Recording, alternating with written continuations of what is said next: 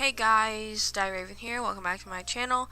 Today, we are playing the demo for a game I found on itch.io. It's called Square One.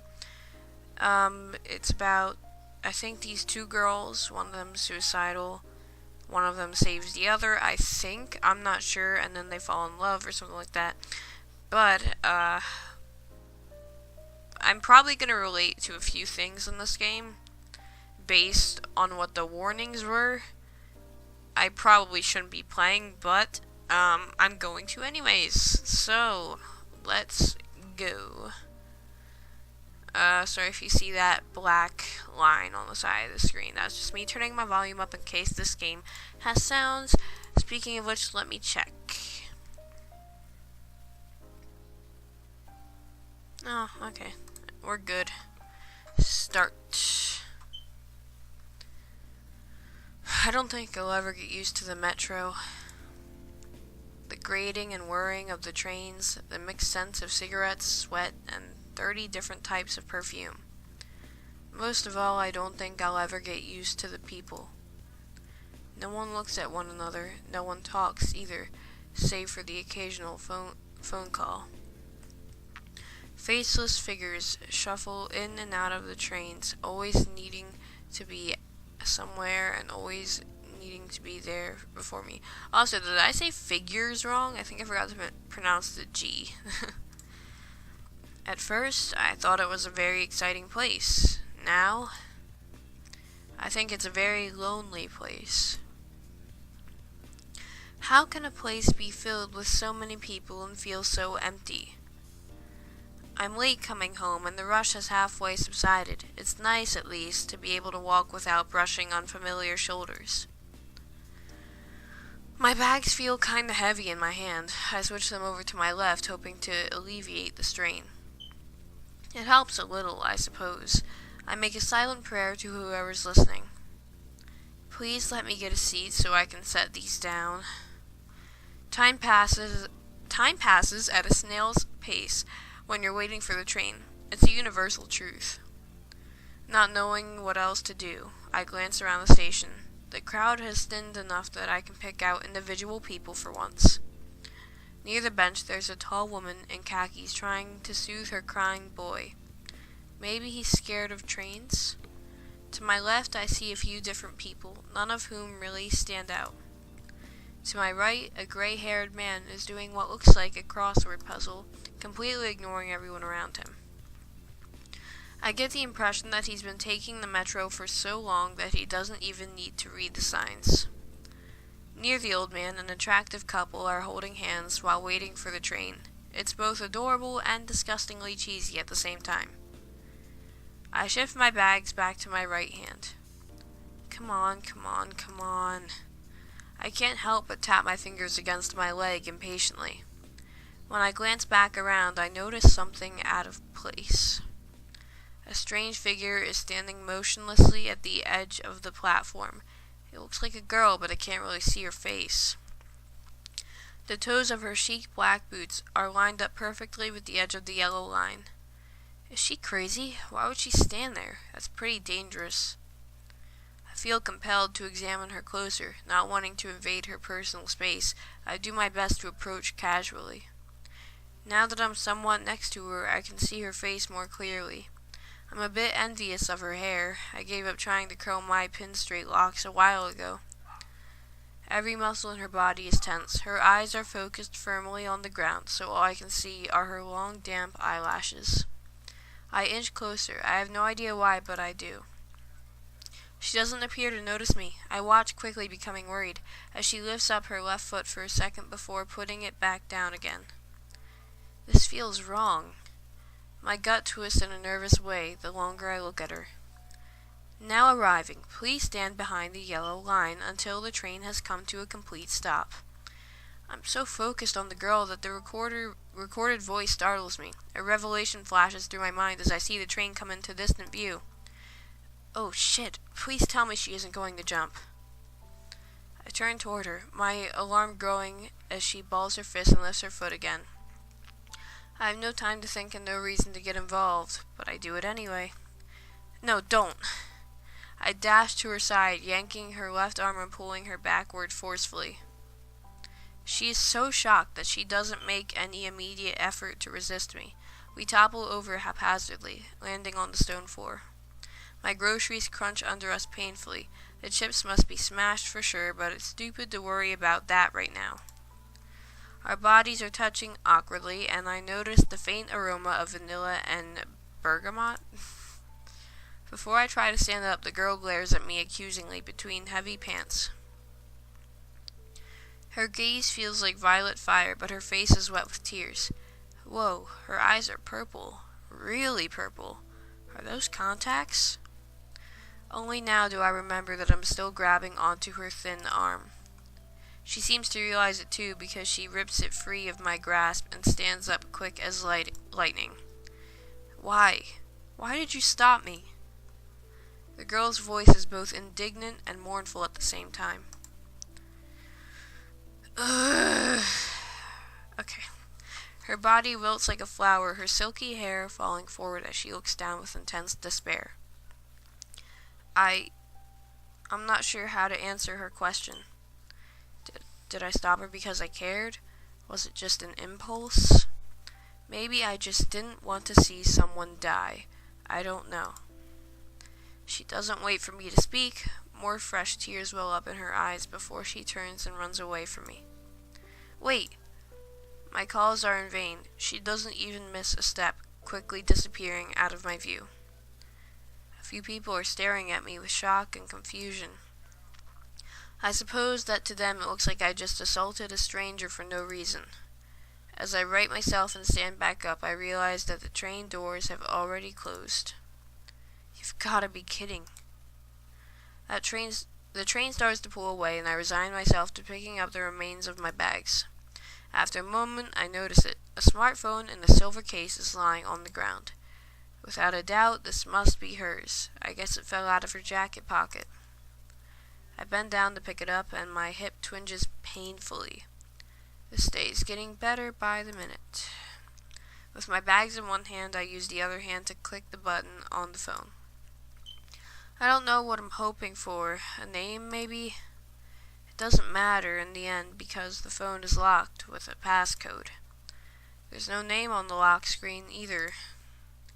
Lacking another option, I tuck the phone into my purse and walk over to sit down on the bench. She'll come back looking for her phone. I know that I would. And so with that rationalization in mind, I decide to wait for her. I don't think she's coming back. I'm an idiot. Stupid, stupid, stupid. I look up from browsing the web and peer once more around the station. She's not here. She wasn't here the last 10 times you looked either, stupid. How long have I been waiting? The cacophony has all but died down, and a tense hush has blanketed the station. I glance back at my phone. 10:52 p.m. I've been here for over an hour now. Why haven't I left? I'm honestly not quite sure. Perhaps I feel guilty. Perhaps I want to help. Perhaps I want to see those entrancing eyes again. Ugh. I cross my arms and lean back against the cold wooden bench, eyeing the grimy ceiling. The last train will be here soon. I'm out of time. She isn't coming. I've really gone and ruined this night for myself. I thought I knew better by now not to interfere in people's lives. Remember what happened last time, Caitlin. There's no one left in the station to watch me shake my head at myself in disgust. I gingerly pull the girl's phone out of my purse and turn the screen back on. I could try to guess her passcode, I suppose. Actually, never mind. I'm not very good at math, but even I know that there are like millions of possible combinations for a 4-digit code. Her lock screen is really plain. I don't know what I was expecting, but she doesn't even have a picture on it. It makes me sad somehow. Just give it to the police. Just wash your hands of this already. That would be the smart thing to do. I stand up and do a little loop around the station, looking for a security booth or something. I don't actually know if there are any police around. Police are one of those things you never think about until you need them. Or until they want you. I shudder at that thought. Now arriving, please stand behind the yellow line until the train has come to a complete stop. There it is, the last train. Abandoning the police idea, I quickly stash the girl's phone and grab my groceries off the bench. Oh, wonderful. A slight stickiness is leaking through the bottom of one bag. It hits me. I've been sitting next to these bags so long that they've grown warm. There goes pretty much everything I bought now. Shit. I don't have time to mourn my melted ice cream. Steeling myself, I walk toward the train, pausing for only a second to look down at the yellow line. A mirage of that girl stares coldly at me as the train doors close. I just can't get her out of my mind. Who are you? Why did you... Okay. If nothing else, the empty train is a blessing. I end up securing a seat all by myself where I can put the grocery bags beside me. The silence in the train car would normally reassure me, but tonight it's just giving my thoughts room to whirl around. If I could just get her phone unlocked, I could call someone with it, her parents maybe, and tell them what, oh hi, my name is Caitlin, your daughter tried to kill herself and I stole her phone. Her despair-filled face flashes through my mind again. I feel surprising tears prick at the corner of my eyes. Don't cry on the train, don't cry on the train. Despite myself, I cry on the train. A few rogue tears slide down my face at the idea that had I not been there, that girl might be dead. I don't think I was wrong to stop her, even if she might hate me for it. Just like Brooke says, we all have times where we need someone to save us. My eyes wander toward the window as I brood over the night's events. Why am I getting this worked up over a stranger? Why am I like this? I feel a bit sick. When the train car begins to slow, I barely register it until the familiar recorded voice jolts me awake. Gathering my things in a fog, I step out of the car and onto the platform. Instinctively, I carefully step over the yellow line for reasons I don't comprehend. Time to go home and sleep. I'll figure out what to do later.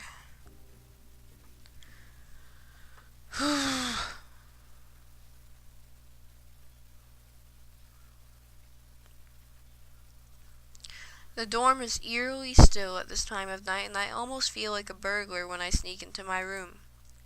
My eyes take a long moment to readjust when I flick the lamp on. For the first time since Nikki left, I miss having a roommate. The loneliness of my situation looms over me like a shadowy curtain. Get it together, Caitlin. Life goes on. Pep-talking myself is about as effective as could be expected. I slide off my shoes with a sigh and nudge them into the corner with my foot. My thoughts return suddenly to my groceries. I wonder what's salvageable. I open one bag and look inside. The wreckage glares back at me. The only real survivors appear to be my 2 cups of instant ramen. Ah, the food for the soul. I'm glad I still have you, at least. After rescuing the ramen cups out of the bag, I toss the refuse unceremoniously into the trash can nearby. The ramen ends up in my little pantry because I find myself surprisingly without appetite. As much as I tell myself that there's nothing more I can do, it feels as if the girl's phone weighs 200 pounds in my purse. I take it out and resist the temptation to look at the screen again before putting it face down on my desk. Tomorrow. This is a tomorrow Caitlin problem. She's got this. Checking my own phone briefly, I find nothing of significance has happened since I got off the train. I plug it into the charger next to my bed. My eyes wander one more time over to the silver phone. I'm sorry I can't charge both of you. I go through the motions as normal and flop onto the bed in my favorite pajamas, but sleep just won't come. Every time I close my eyes to sleep, I replay the night's events in Technicolor in my mind instead. Train tracks, purple eyes, vanilla and bergamot, streaming tears. I remember the helplessness I felt with Brooke 3 years ago, watching her get tinier and tinier. Not knowing what to say when she stopped, bringing even blueberries to lunch. I didn't give up on Brooke, and I won't give up on this girl. Opening my eyes, I whisper a promise into the darkness. I'm going to find you, somehow. My hasty resolution made, I find myself finally drifting off to sleep.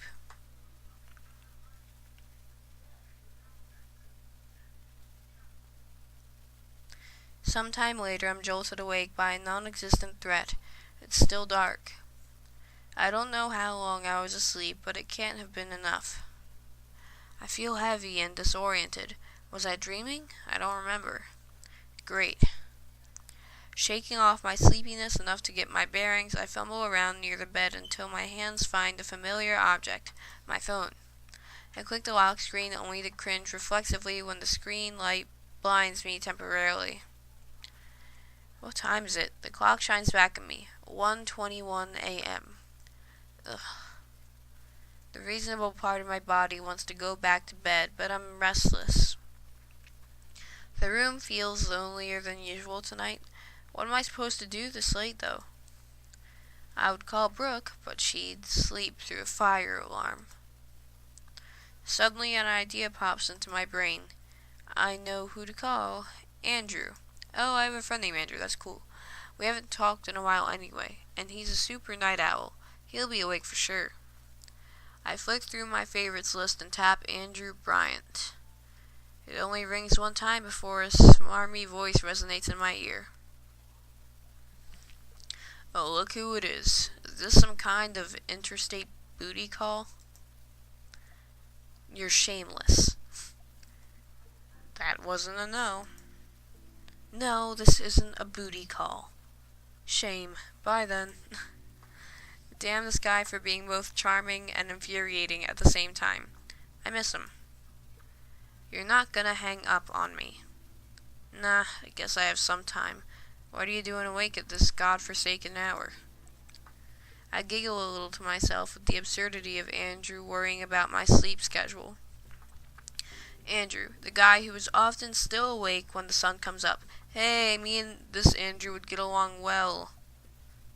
Me and him would be best friends. I just had a bad night and wanted to talk. Is that cool? Sure, I just like to tease you. I take a deep breath and ponder what to say next. How do I even begin? Okay, so, tonight I was taking the metro back to campus, and I met this girl. Was it love at first sight? Andrew's cracking up at his own joke. I blush a little, but I can't let him derail this conversation. Not at all. It was not like that, Andrew. She tried to jump in front of the train. Shit. His laughter catches in his throat and dies there. The emptiness is crushing, and neither of us knows when to speak again. Is she okay? His words are hesitant. Yes, I grabbed her before she did it, thankfully. You grabbed her? Ooh, Caitlin, you always were the hero type. I bristle for a moment, but Andrew continues without hostility. I'm sorry that happened. You did a good thing. I hope so. She wasn't very thankful. Actually, she seemed disappointed. Well, I don't know anything about her, so... Andrew's voice trails off. I can practically hear him frowning through the phone, picking his words carefully. She might not be thankful right now, but that's okay. What did you do after? Call the cops? That's what I should have done. I just couldn't think straight in the moment. Well, she ran away before I could do anything. I feel pathetic for not doing more. Andrew for once isn't joking around with me. I wanted to chase after her, but she was too fast. To make things worse, she dropped her phone when we fell. Her phone?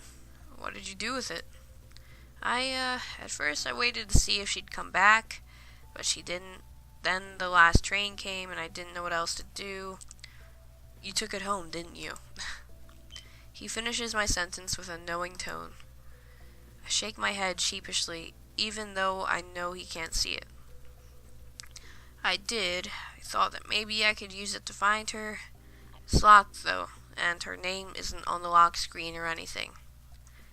Do you think you could grab it? Andrew's tone changes to one of cautious excitement. Yeah, I can. Why? Unplugging my phone, I take it with me as a light source and walk over to my desk. Okay, I've got it. I carefully pick up the girl's phone with my right hand and turn it on. What now? If you can unlock it, you can find out who she is, right? Yes, but maybe you've forgotten already, but I know a little something about cracking security. Andrew sounds like his smug self again now. Of course he would know what to do. Leave it to a cybersecurity major to be there conveniently when I need a phone hacked. Hacked? Are you crazy, Caitlin? Wait, are you gonna hack her phone? It might solve the mystery, but it would definitely be illegal. I'm not gonna do it, you are. Andrew sounds delighted. I wish I shared his enthusiasm. You're joking. I'm not, though it's not that hard to bypass a lock screen, really. Maybe I should turn it into the police tomorrow after all. Andrew's tone becomes serious again. Yeah, you could do that, and after you do, it'll sit in some locker forever unless she happens to come by to claim it. Is that okay by you? He's right. All the police will do is stick it in the lost and found. I shouldn't be doing any of this, but I was already involved as soon as I took the phone with me. Fine, tell me what to do. Slowly. I can hear the grin on Andrew's face when he replies. Atta girl.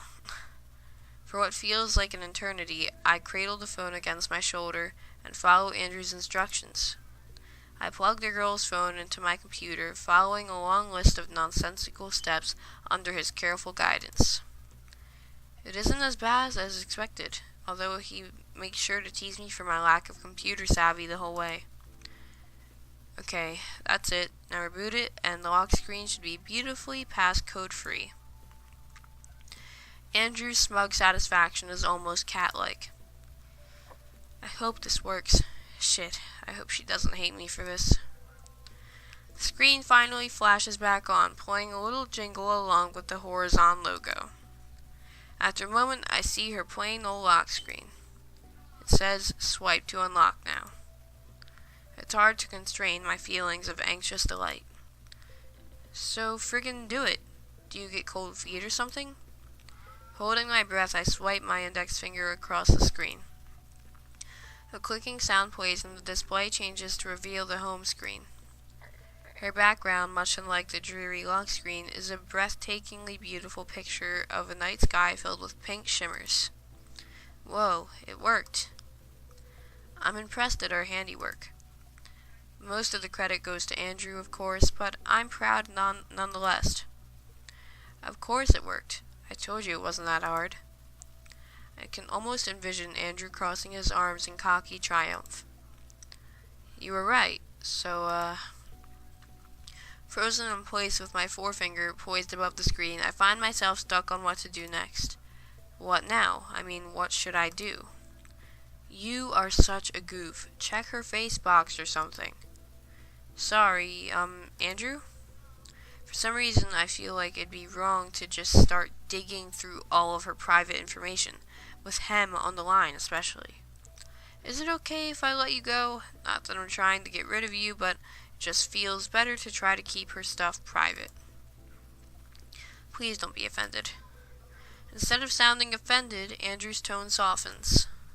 Good point. I don't want to know anyway. Real talk, though?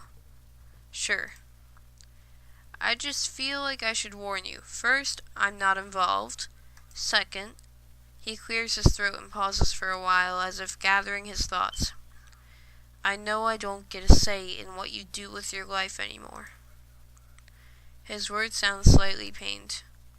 But you should know this could turn out really bad. You don't know anything about this girl. How do you know she's not gonna flip the hell out on you for hacking her phone? Andrew, You're gonna do it anyway. I know. At least promise me you'll try to be safe. You always try to save everyone, Caitlin. I just think you should remember that some people don't want to be saved. That's wow, okay. That's heavy. I'm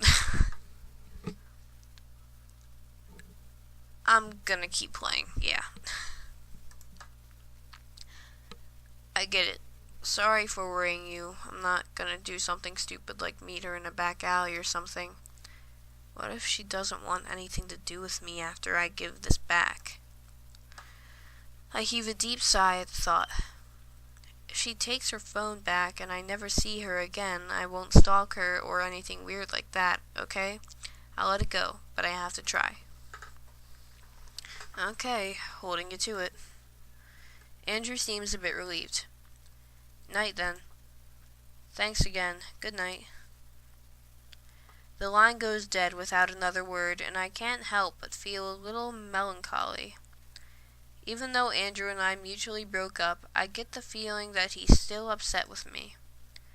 Not that he'd ever tell me that. Way too late to revisit that now. I should focus on what's in front of me. Andrew will be okay. I unlock the girl's phone once more and take a closer look at its contents. She has all the usual apps, but that's about it. Facebox, Quibbler, YouTube. Holy shit, no way. When I open her full menus, I see an unmistakably familiar icon, CEU Connect, complete with the St. Euphemia's logo. This girl is a student of St. Euphemia's. Shit. I panic for a moment. What fucked up twist is this that she goes to my school? Breathe, Caitlin. This is a good thing. Probably. I hesitantly tap the app icon, watching as the screen pops up. As if it were almost too easy, I immediately spot the information I'd been hoping for in the top left corner. Hello, Lila. Layla or Lila? I'm gonna say Lila. Lila, so your name is Lila. Actually, Layla sounds, but whatever. The events of the night flicker once more through my tired mind. Who are you, Lila? What pushed you into doing such an awful thing? A first name isn't enough.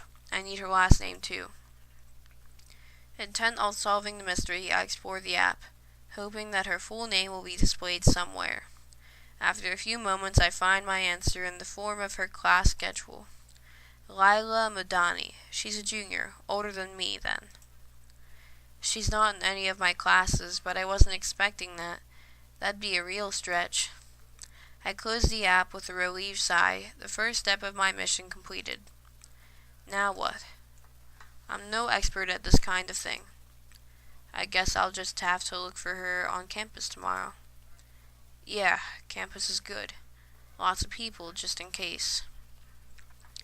A wave of relief washes over me, and the tiredness I kept at bay envelops me all at once. The phone falls slack in my hand, resting on my chest. In a matter of moments, I'm powerless to keep my eyes from closing. Okay. A vibration on my chest startles me awake. What? My hands fumble groggily to investigate the source of this disturbance. It's my phone. I lift it up and hold it up to my face. Oh shit, this isn't my phone, this is that girl Lila's phone. Snapping awake finally, I almost dropped the phone in my bumbling confusion. The events of last night come back to me slowly. Meanwhile, I notice the notification light blinking away on Lila's phone. What do I do now? Forget it. I'm not going to read her messages. That's seriously not okay. I shake my head and lay her phone down on my nightstand. Dresser thing.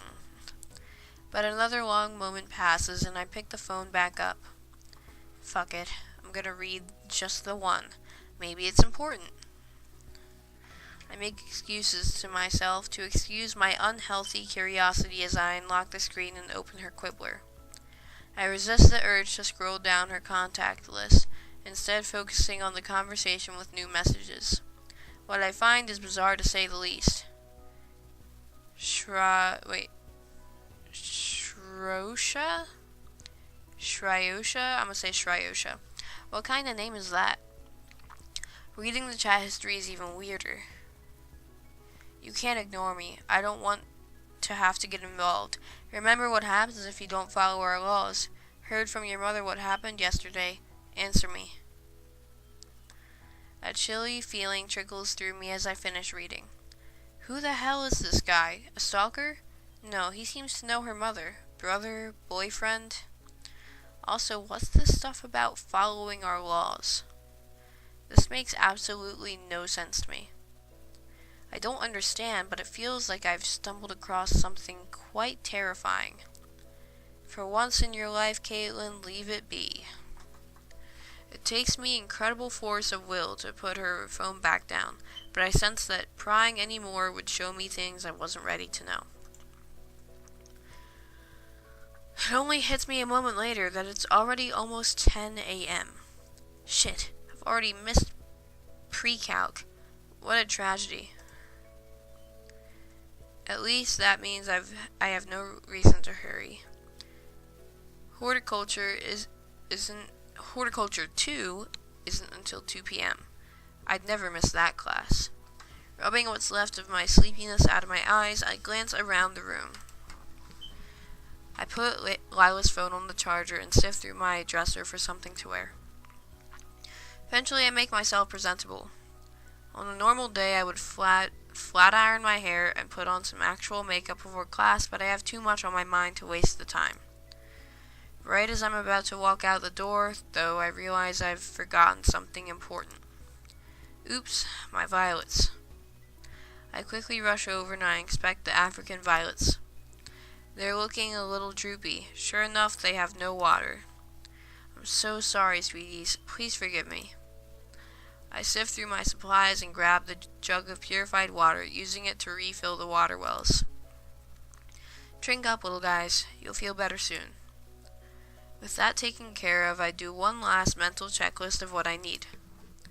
Lila's phone? Check. My own phone? Check.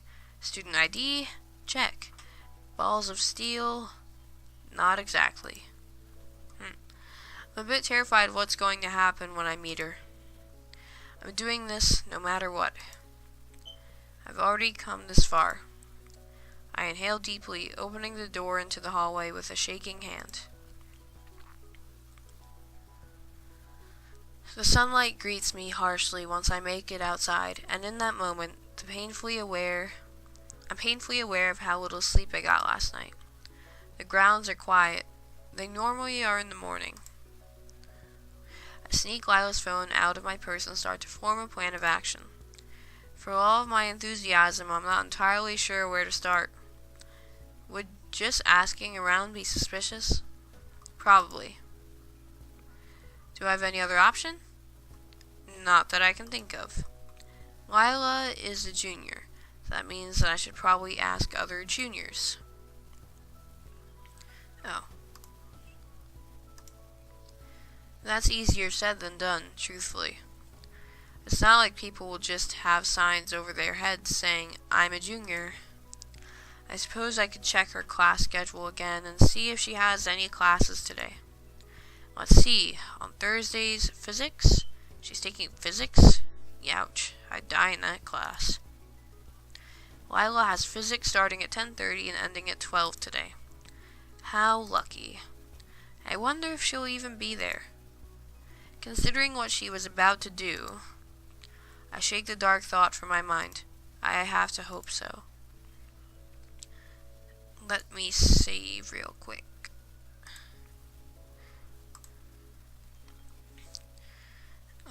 Slipping her phone back into my purse, I look around for one of the map stands.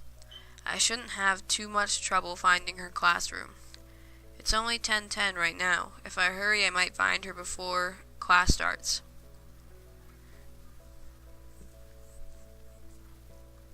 I find myself power walking without really intending to. One or two students glance at me oddly, but I don't care. Woman on a mission, guys. I make it outside the classroom at 10:17, only panting a little bit. Very good time, if I do say so myself. A cursory glance around doesn't reveal anyone that looks like Lila. Now that I'm trying to look for her, I realize that I don't exactly have a firm grasp of what she looks like. Taller than me, with black wavy hair and those shockingly violet eyes. I'm not so sure if I could spot her from afar with that alone. Desperate, I pull her phone out again, hoping that she has some selfies on it. I flick through her image gallery with a twinge of guilt. I feel like a stalker. I'm the good guy here, right? I'm trying to be. Oh God, please don't have nudes on here. That sudden thought makes me blush crimson. I'm definitely not ready to see Lila naked.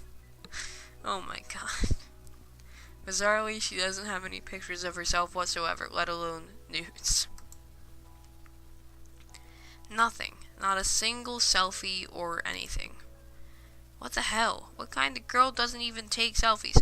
I rarely take selfies. In my life, when I was like 3 years ago, when selfies were probably at its height, I took a few because I wanted to improve my self-confidence. That didn't work. And the last selfie I took was probably 4 months ago, 5 months ago, and then I haven't taken one since. I don't really plan to, but whatever. So, yeah. It's 10:22 now, and the students are milling about the entrance to the classroom. Seems the teacher isn't here yet. I do my best to blend in. Everyone is much too absorbed in their own phones to care about what I'm doing, which is a relief.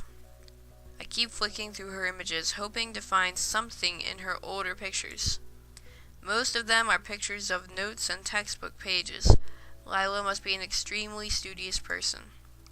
Her handwriting is so neat and elegant that I feel ashamed of my own bubbly mess.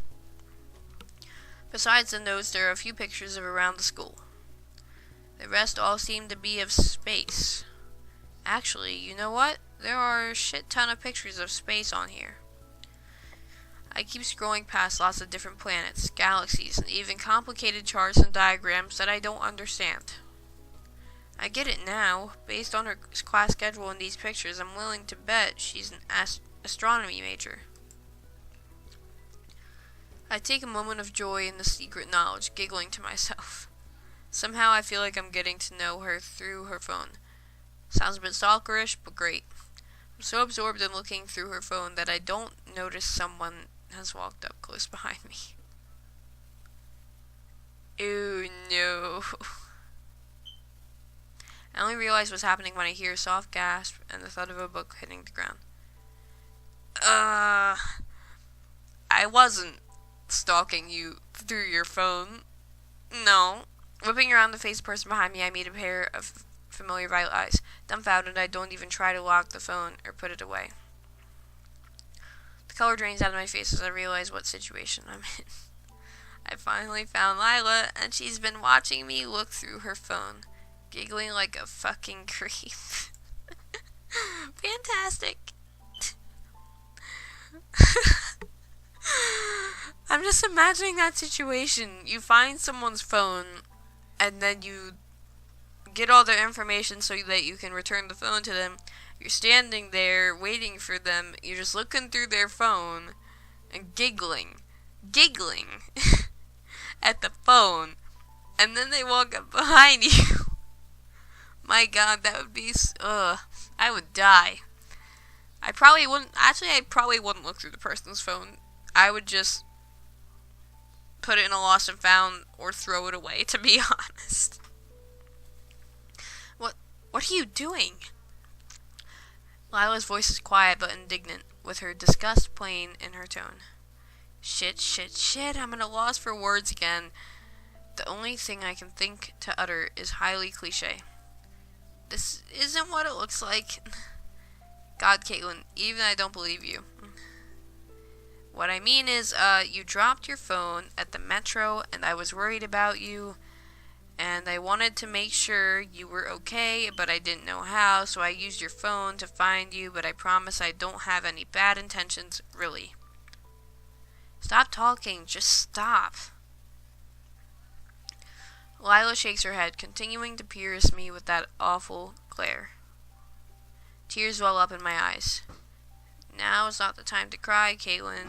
God, why do I cry so much? I'm not a kid anymore. I guess she notices my tears because her face softens marginally. Come over here. You're making a scene. Okay. I wipe my tears and follow her without a word, clasping her phone with white knuckles. As she leads me to a hallway corner, I notice beads of sweat on her forehead. She looks tense, almost afraid. Of course, Caitlin. She's afraid of you. Duh. That thought cuts my heart open. I've really fucked this up. I had an explanation ready in my mind and everything. You're that girl from last night. Yes, my name is Caitlin. Honestly, I don't care what your name is. I want to know why you stole my phone and followed me to school. I didn't steal it, you dropped it. I want to yell those words in my defense, but there's no point. Did Shrosha put you up to this? He wouldn't normally involve others, but he's been really coming down hard on me lately, so I don't know anymore. Oh my god, Windows, why? I didn't even see. Where's the log? Okay. Okay, it was an intimidating whisper thing. Okay. Shrosha again. I take a deep breath and focus on my answer, knowing how important it is that I choose my words correctly now. I promise 100% that nobody put me up to anything. I don't know who Shrosha is. I know you've got no reason whatsoever to believe me, but despite her narrowed eyes, she seems to accept my answer. Then why are you here? And don't give me this malarkey about being worried about me. It takes every ounce of my self-control to not giggle at the face that she actually just said malarkey out loud. Laughing right now would be disastrous, even if that was completely adorable. Despite the humorous choice of words, I find it tragic to hear that she doesn't believe anyone who would simply worry about her. I really was worried about you, I swear it. I mean, you tried to kill yourself right in front of me. I do my best to keep my voice down too, because I don't want to shame her like that in front of other people. She flinches, not saying a word. I watch her gaze slide downward to her feet. That doesn't have anything to do with you. You don't know anything. Her eyes are stormy instead of angry now. My knuckles refuse to unclench, but I try to even my tone. Somehow, I need to turn this around. Just be honest. I'm not trying to pretend that I know what's going on. Watching you, I couldn't bear to let you do it. Why? I mean nothing to you. I could be the biggest scumbag you've ever met. She's right, but I refuse to believe her. Maybe it wasn't the most appropriate way to get to know someone, but I can't think she's a bad person based on what I saw on her phone. I didn't stop you because of some snap judgment of your moral value. I stopped you because no one should die that way. You deserve a chance to turn whatever you're fighting around. Tears again. I'm a crybaby and I know it. Can't stop. She reminds me too much of Brooke. All I can do is say the things I wish to say to Brooke back then. You're so naive, it hurts. You'd really go this far for a stranger? She snorts, but I get a defeated feeling from her voice rather than a pompous one. It's like she's resigned herself to pushing me away. Strangers, huh? It strikes me that I really don't talk to other students very much. I can't even recall the last time I casually chatted with other girls on campus. I just don't see the point. Me too. I never talk with, people. Girls especially, because the girls at my school are all about drama. But, I have, 7 to 9 friends, and all of them are guys. So, eh. And sometimes I don't even talk to them for days. So, when did I become so isolated? Look, I know this sounds bad, but you already saw me, so there's no point hiding it. I take another breath, steeling myself. This is taking much more bravery than I realized. I couldn't unlock your phone, and I thought if I gave it to the police, they wouldn't be able to either. Once I got it unlocked, I realized you were a student here too. You hacked my phone. She mutters this without much emotion. It appears she's both impressed and stunned. I sigh. That was gonna come up eventually. I did. I'm sorry. I did it hoping to find you. And when you came up, I was looking through your pictures, hoping to find a photo of you so I could talk to you. That's it. That's the truth. She isn't saying a thing. Her silence frightens me, and for a second, I don't know what to do next. If you want, I'll go away. I was always gonna give your phone back either way. I reach out and gently push her phone into her right hand. Our skin brushes lightly, and she recoils like my fingers are on fire. Don't touch me. She shouts at me before gasping and turning her face away from a student who looks our way with a concern. Good job, Caitlin.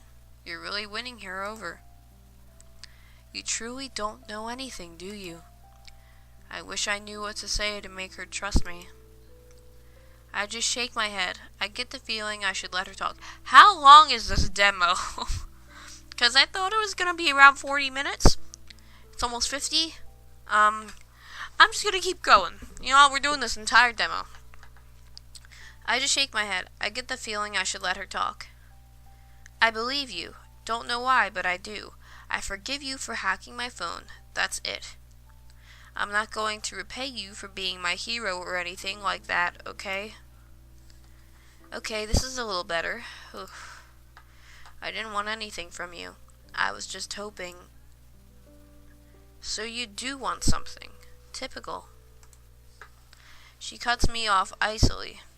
No, I was just hoping that maybe we could talk. Why do I even want to keep doing this? It's damn painful. She doesn't want to have anything to do with me. That's brutally obvious. But Brooke didn't want my help either for the longest time. You want to talk? About what? Not anything specific. I just thought that you might need someone to talk to. Maybe I'm being pushy. Sorry. It's my turn to be shocked when she starts to cry in perfect silence. She doesn't sob or anything. The tears just fall down, and she shivers. It's like she doesn't think she has the right to let her feelings be heard.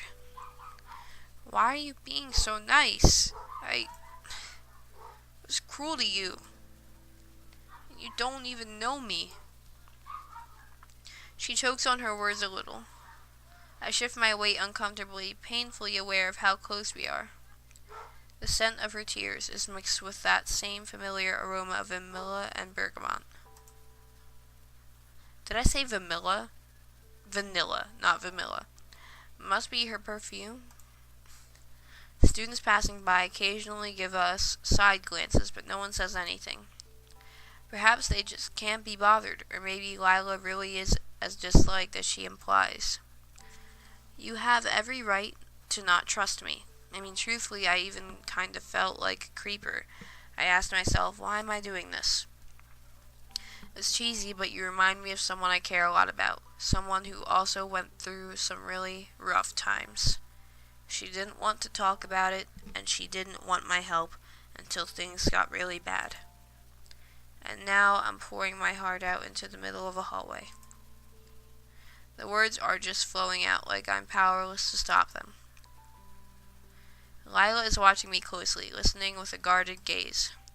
She rubs at her face guiltily, trying to wipe away the tears as they come. We're both crying. We must look ridiculous. But eventually, after I kept pushing her, we talked, and she got help. And she's not doing perfect, but she's alive, and happy mostly. She didn't used to be happy. I'm not like that girl. I don't get to be happy. It's not possible for me. There's no help for me to get. There's no better future out there.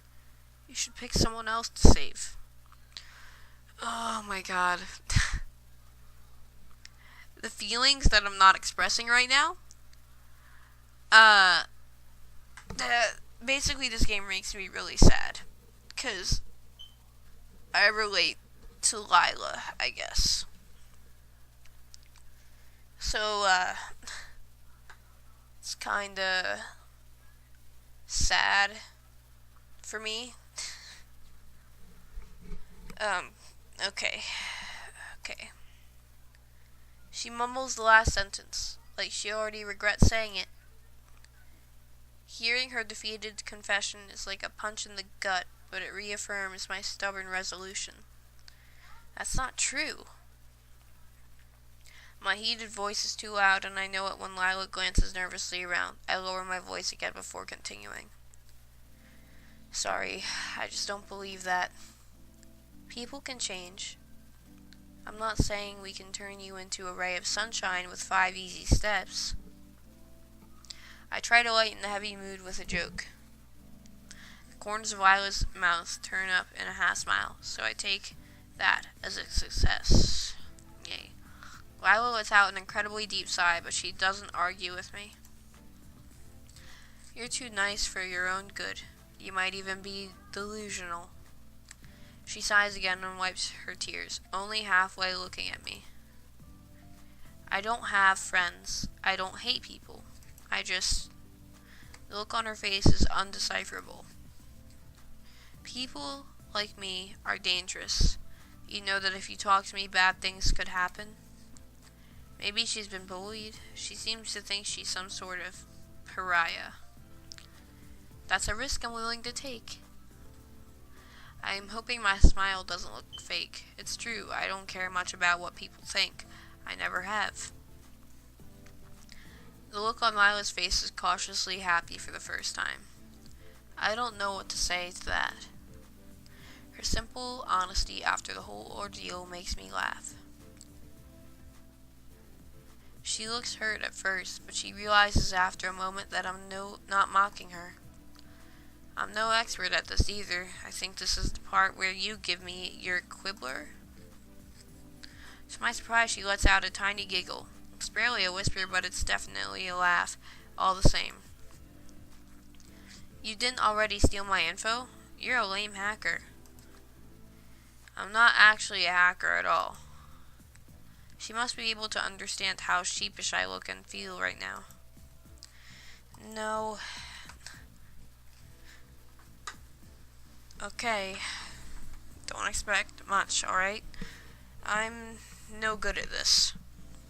We exchange Quibbler IDs. Normally, I'd just type mine into her phone, but I opt to just spell it out for her instead. She seems appreciative, and my heart glows knowing I did the right thing. It feels as though things have worked out. Somehow. I was sure it was gonna crash and burn for a while there. I should probably go to class. Lila's eyes drift in the direction of the classroom, and she looks like she said all she wants to say. I don't want to make her feel more awkward than I already have, so I nod my head and give her a little wave. You didn't put some kind of high-tech spyware that's gonna track me or some creepy thing like that, did you? She jokes with me, and I take it as a sign of good things to come. I joke back. Of course I did. It also tells your horoscope. Stupid pseudoscience. Lila grumbles unexpectedly, her words almost inaudible. I guess she doesn't like astrology. Interesting. Kidding. Her gaze lingers on me for a moment before she starts to walk away. Right as I'm about to leave as well, she turns on her heel and calls out to me.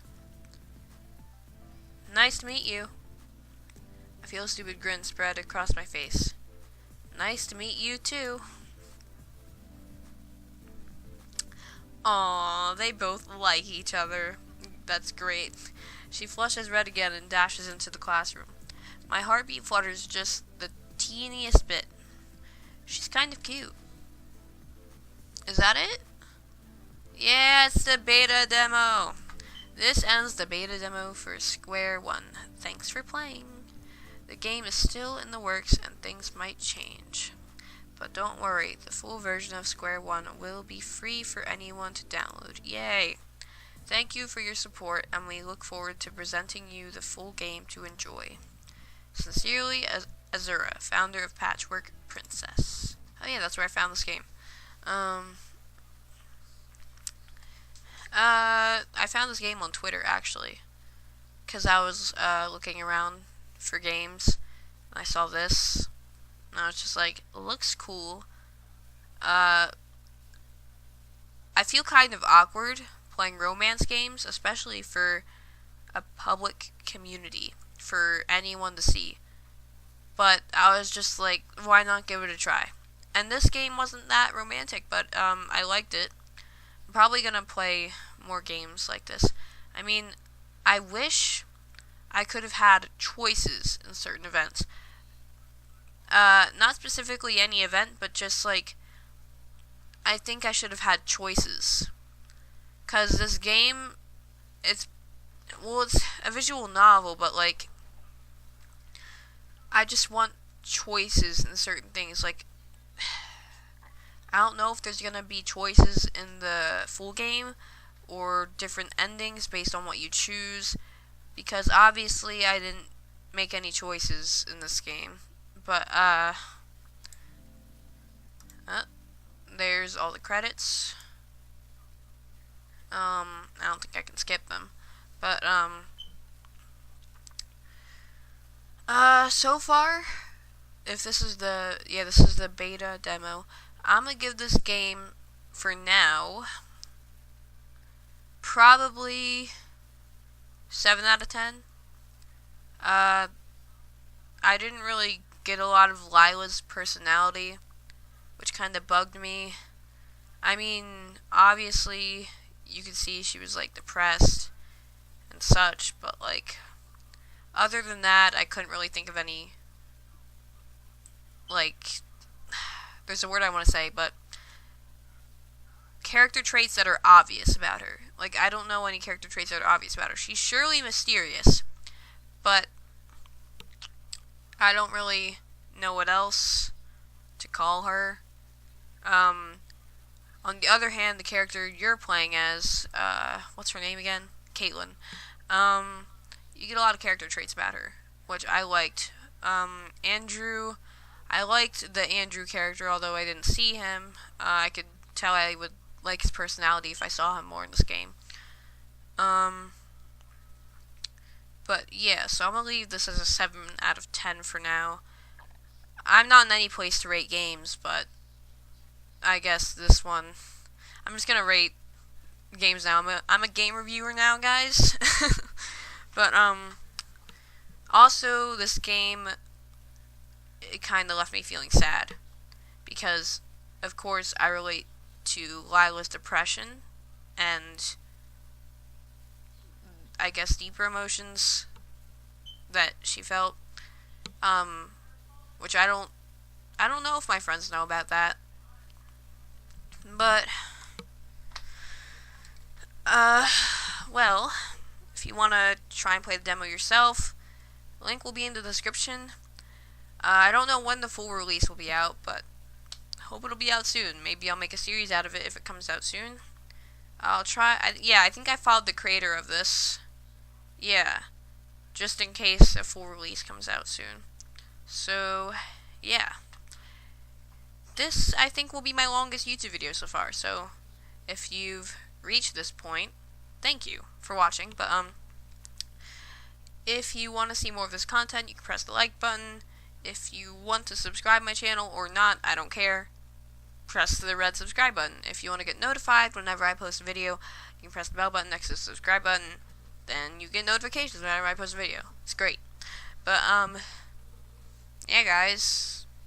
See you later. That was cringy. Let me take that back. Bye.